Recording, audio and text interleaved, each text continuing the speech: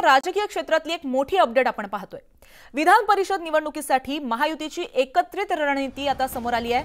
मतदानाच्या मॅजिक पॅटर्नचं मुख्य सूत्रधार देवेंद्र फडणवीस हे राहणार आहेत। विधान परिषद निवडणुकीसाठी महायुतीची एकत्रित रणनीती आता पाहायला मिळणार आहे। मतदानाच्या मॅजिक पॅटर्नचे मुख्य सूत्रधार हे देवेंद्र फडणवीस असतील। आपापला उमेदवार आणण्याऐवजी महायुतीचे उमेदवार निवडून आणण्यासाठी मतदानाचा पॅटर्न निश्चित करणार आहेत। 2 दिवसापूर्वी वर्षा इथं मुख्यमंत्री एकनाथ शिंदे, उपमुख्यमंत्री देवेंद्र फडणवीस आणि उपमुख्यमंत्री अजित पवार यांच्या बैठकीमध्ये हा निर्णय झाल्याचं कळतंय। तर याबाबत आपण अधिक माहिती जाणून घेऊ आमचे प्रतिनिधी राहुल यांच्याकडून।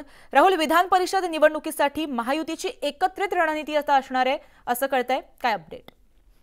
अगदी महायुतीचं आपापला उमेदवार निवडून आणण्याऐवजी महायुतीचे उमेदवार निवडून आणण्यासाठी पक्षानं आपापली भूमिका जी आहे ती स्पष्ट केली। एकंदरीत भाजपचे 5, शिवसेना शिंदेगड 2 आणि राष्ट्रवादी 2 अशा एकूण 9 उमेदवारांसाठी महायुती जी आहे ती एकत्रित मतदानाचा पॅटर्न जो आहे तो आपल्या आमदारांना समजावून सांगणार आहे। श्वेता, एक गोष्ट यामध्ये लक्षात घेतली पाहिजे की 2022 ला राज्यसभा आणि विधान परिषदेमध्ये झालेल्या धक्कादायक विजयानंतर भाजपनं महिन्याभरात सत्तांतर घडवून आणलं होतं आणि ही संपूर्ण जबाबदारी जी आहे ती या मॅजिक पॅटर्नची संपूर्ण जबाबदारी ही उपमुख्यमंत्री देवेंद्र फडणवीस यांच्यावर होती।